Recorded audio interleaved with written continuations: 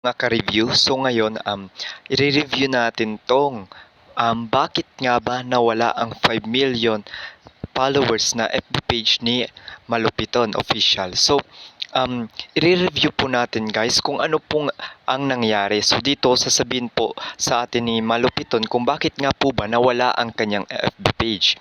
So masakit po yan mga ka-review, no? So again, samahan niyo po ako sa ating review ngayon, and I'm sorry kung medyo maingay kasi gamit ko earphone lang naman. So, and I'm sorry din po sa background natin, dito lang po ako sa kwarto nag-record itong video. So, let's start mga ka-review. Burger sa akin. Ang dami kasi nagtatanong, dami nagtataka at dami naghahanap kung nasa na yung 5 million followers ko na Malupiton Official. Ito nangyari yan, kukwento ko sa inyo. April 11, nasa San Juan, Batangas kami, may gig kami noon. Doon ko nalaman bago kami perform, doon ko nalaman na nawala yung page ko. Oh! Masakit po yun mga ka-review, no? Kasi may gig ka, kumbaga yung pinaghirapan mo kasi yung para yan na sabihin natin na 5 million page ni Malupiton, pinaghirapan niya yan, naka 5M followers na siya, tapos may isang gawain siya or magpe-perform ng sa isang gig, tapos doon niya nalaman na nawala na pala. So parang nakakawalang gana magpatuloy, no? Kung ako niya parang uuwi na lang ako maglulugmok. Pero tingnan natin kung anong nangyari. Hindi ko alam kung ano gagawin ko, kung itutuloy ko ba yung performance, malulungkot na lang ba ako. Eh siyempre sobrang laking epekto sa akin nun kasi 5 million pa. Tama, di ba? Kakasabi ko palang malaking epekto yun. So, syempre, kahit comedy sila, sino ba naman ang hindi malulungkot niya na pinaghirapan mo tapos bigla-bigla na lang mawawala? Followers biglang mawawala. Ano yung pinaghirapan mo ng matagal, tapos bigla na lang mawawala. Sobrang sakit talaga syempre, pero the show must go on. Wow. So, ang makita natin dito, no, parang hindi siya, apektado siya, pero parang ang inisip dito ni Malupiton, parang, mas, parang inisip niya pa rin kung paano niya mapapasaya yung mga tao, no. Ako, to be honest mga ka-review, kung ganyan ang nangyari sa akin, parang mawawalan talaga ako ng gana ituloy ang isang gawain kasi, parang discourage ka na eh. Yung 5 million FB page na pinaghirapan mo, mawawala lang ng basta-basta, 'di ba? So, ito makita natin na si Malupiton ay talagang malupit nga. Malupit nga talaga kasi inisip niya pa din yung gagawin niya and yung mga fans niya, ganyan. Nakapag-perform naman kami na maayos. Goods naman yung kinalabasan. Ito na nga nangyari sa page ko. Kwento ko sa inyo. Ang dami rin kasi nagsasabi na, bakit hindi mo ipa-verify yung account mo? Ba't hindi mo palagyan ng blue check? Actually, 500k followers pa lang ako. Tinatry ko na yun i-blue check. Pinapa-verify ko na siya hanggang sa nagkaroon na pwede ka na magbayad para magka-blue check ka. Ginawa ko rin yung kaso hindi rin na-aprobahan. Waitings pa rin kay Meta. Kaya hindi ako na-verify. Tapos, kaya nawala yung page ko, may naunang nag-verified sa akin na Malupiton Official din. Doon nawala yung page ko na... Kaya naman pala guys, parang may nauna sa kanya nag-verified. So parang inalisata kasi ano ba yan? Actually mga ka-review, hindi ako expert sa mga ganito kasi honestly ako wala akong FB page. So itong gagawin kong first content, ang gusto ko talagang kung gagawa ako content, gusto ko sa YouTube po ako. Kaya hindi ko masyadong master yan. So baka kasi may ibang tao na gumawa ng page na nagamit ang pangalan ni Malupiton at ayan ang nangyari kung bakit na wala ang FB page niya kasi parang nanggagaya ba ganyan. Nag-unpublish yung page ko, tapos sinabi doon na kaya nawala yung page ko kasi impersonator ako. Ako pa yung naging impersonator. Aray ko. Yun nga, yung ikaw yung totoo, parang ikaw pa yung lumabas na peke, ganyan ba? Kaya nawala yung page ko. Tapos nakausap ko yun, yung nagpa-verified ng account. Nakausap ko siya. Hindi ko alam kung bata siya or matanda, pero hindi ko naman siya sinabihan ng kung ano man, hindi ako nagalit sa kanya. Kinausap ko siya na maayos. Sabi ko, bakit? Sabi ko sa kanya, dahil sa'yo nawala yung account ko. dahil sa'yo, dahil binerified mo yung account mo, nawala tuloy yung account ko. Nagso-sorry naman siya sa akin. Sabi niya, sorry po, hindi ko po alam na ganito yung magiging epekto nito sa inyo na nawala yung page niyo dahil sa akin. Gusto ko po, kasi kaya gumawa lang po ako ng ganun, ng account na yun. Kasi sobrang idol ko po kayo, pero hindi po sa Yo, kung sino man na tao yun, kung sakali mapapanood mo to, ito ang message ko sa'yo. Kuya Malupiton is so professional. Kung iba-ibang influencer yan or content creator ay mumurahin ka na. Mumurahin ka na sa sobrang galit niya sa'yo. Kasi ganyan ang ginawa mo. Pinaghirapan niya ang FB page niya. Ngunit, yan, gagayahin mo lang, gagawa ka ng sarili mong page, at gamit pa ang pangalan niya. Hindi po sapat na reason or valid reason na idol mo siya. Idol mo ang isang tao, kaya gagawa ka ng FB page na katulad niya. But, yun nga, I think it's also an accident kasi hindi naman sinasadya. But yun nga, kasi nauna siya magpa-verify kaya na-unpublish yung FB page ni Malupiton. Pero again, napaka-professional nito ni Kuya Malupiton kasi kung ang iba talagang vlogger, alam naman natin kung ang ibang influencer baka minura na yan na kung sino man na tao na yan na gumawa ng FB page. So, patuloy po tayo. nitong paraan na nakausap ko nga po kayo. Masaya ako na nakausap ko kayo, pero sa maling paraan. Naintindihan ko naman siya, hindi naman ako nagalit sa kanya, hindi naman ako na 'Di ba? Sobrang professional po niya. hindi ko naman siya sinabihan ng masakit na salita. Inintindi ko rin siya. Wala, nangyari na eh. Hindi ko na para i-drop yung name niya or hindi ko siya balak sirain or what. Gusto ko lang mapaalam din sa lahat na yung video na ginagawa ko, pinaghihirapan ko po yan. Gabi-gabi ko iniisip yun, nag-iisip kami ng mga tropa ko kung paano ang atake namin gagawin kinabukasan, kung ano na naman panibang video gagawin namin. Mahirap maging content creator pero masaya. Yes po, mahirap talaga maging content creator. Ako mga ka-review, honestly, matagal ko na din tong pangarap na maging content creator kaso sobrang hirap po talaga. Honestly, hindi ako magaling sa editing but kumbaga, simulan na lang natin sa baby step, 'di ba? Baby step. Kumbaga, magsimula ka sa yung kaya mo lang hanggang sa matuto at matuto ka hanggang sa mag-level up ka. Mahirap talaga maging content creator kaya message ko rin po sa mga tao na nandiyan na gumagaya na lang or ay hindi siya gumagaya, kumbaga gumagawa ng FB page na gamit ang pangalan ng isang content creator tapos kukunin na lang yung video. So please, hindi mo po yan pinaghirapan po nila yan.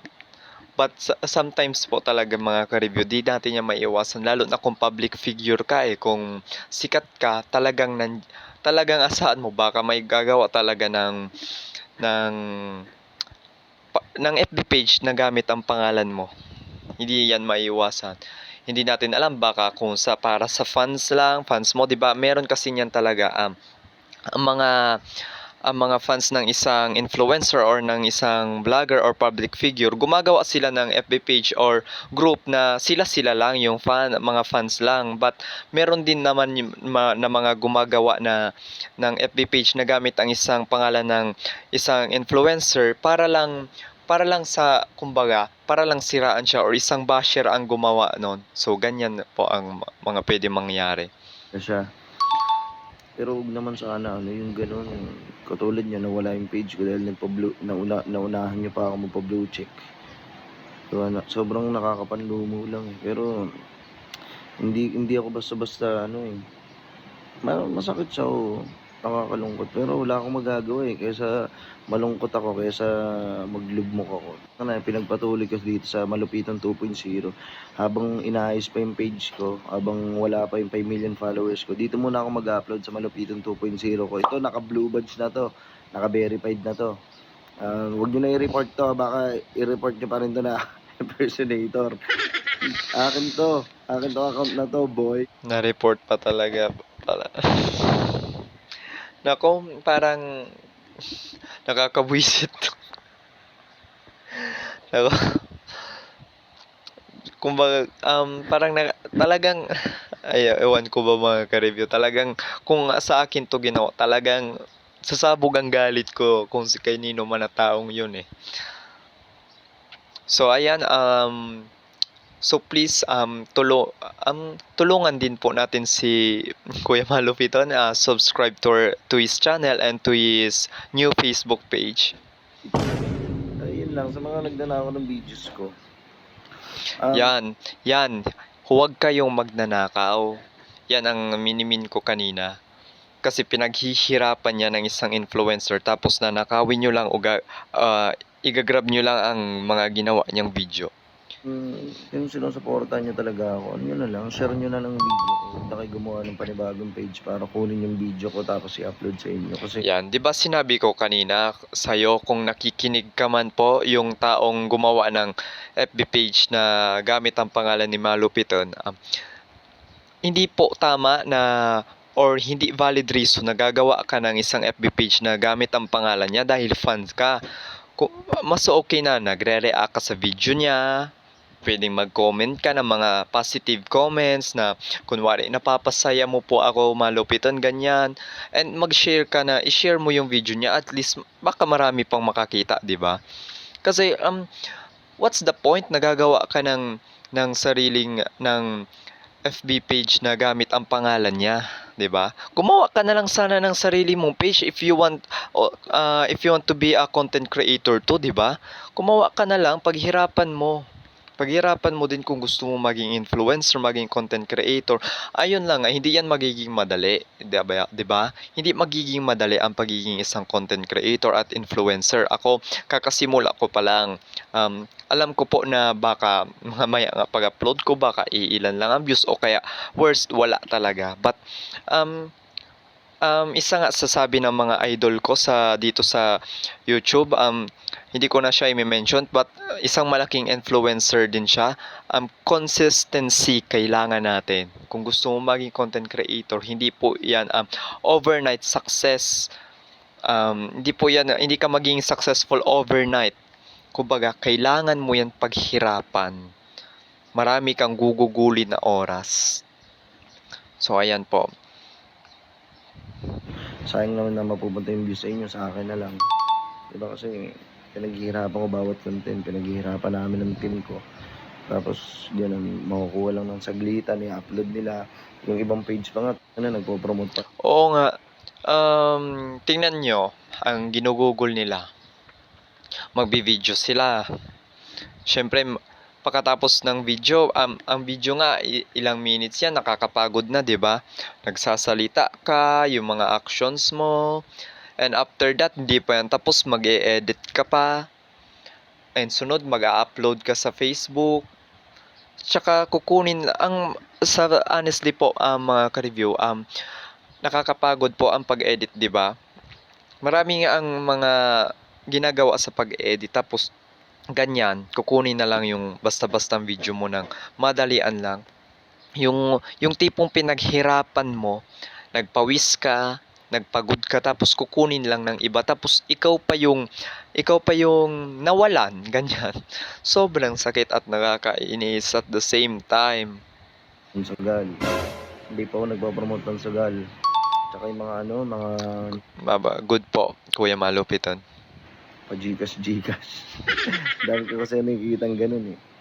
Kung magpa-Gcash man ako, hindi nyo malalaman yun. Kaya nawala yung account ko dahil may nauna sa akin magpa-verified. Ngayon naman, inaayos na yung account ko na may mabalik. Pagparin nyo ako na mabalik yung account na yun. Kasi Sana nga po, Kuya Malupiton, maibalik pa yun kasi sayang naman po talaga eh. So, papatuloy muna po natin. bukod sa yun yung source of income ko, isa rin yun sa nakakapagpasaya sa akin. Tsaka maraming natutulungan yung page na yun, na sa mga taong may depression, anxiety, pag napapanood nila yung videos ko, ang dami ko nakikita. Marami talagang tulong guys sa mga influencer na comedy, no? Actually, honesty talaga guys, hindi pa ako masyado nakakanood ng mga vlog ni Kuya Malupiton pero nakita ko na yung collaboration nila with Sir Gavin. So ako, honestly, fan po ako ni Sir Gavin po guys. So ngayon, Kuya Malupiton, I just want to know, mag-start na din ako bilang followers mo and your subscribers. So I will try also na panoorin ang mga video mo. Kasi hindi ko pa talaga po siya masyadong nakita guys. So,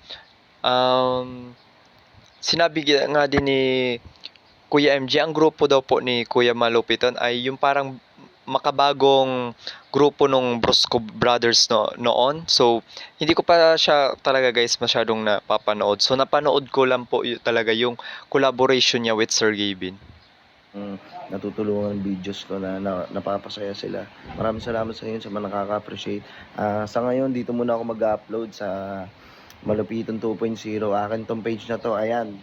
Naka-blue check yan. Sa akin yan, boy. Huwag mo na i-report. Yan, mga boy. Kay Kuya Malupiton yan. Huwag na kayo magnakaw at huwag kayong mag-report. Lalo na kung peke lang naman kayo. Sorry for the word. Tignan nyo kung legit o hindi. Tignan nyo yung followers. Yan. Ganun pa rin. Kailangan magpatuloy. Kahit ano mangyari, boy. Kasi pag huminto ka, talo ka. Aray. Maganda yan na kasabihan, no? Kung ang iba-iba talaga yan, guys, titigil na lang yan. Susuko na ako dahil ganyan ang nawala. Pero sabi ni Kuya Malupiton, take note, kung tumigil ka, talo ka. Kaya guys, yung mga nangangarap po na ganyan, kung ano man po ang mga gusto nyong gawin sa buhay niyo, yung mga pangarap niyo, patuloy nyo lang. Honestly, ako minsan guys na di-discourage din ako, but patuloy lang. Kailangan nga, sinasabi nga natin consistency, ganyan. Kung hindi ka man naman, yung mga gawa mo hindi kagandahan sa umpisa, yun nga sinabi ko kanina, gawin mo muna yung baby step, kumbaga, yung magsimula ka muna sa mga basic or yung kaya mong gawin muna hanggang sa mag-level up ka. Basta willing to learn din tayong lahat. Namang hinto eh. Patuloy lang tayo mga bossing. Hintayin nyo lang palagi mga videos ko. So yun guys, sana nagustuhan nyo ang review natin ngayon. So please subscribe to my channel. Again, Lil Rights here. Patuloy lang po tayo.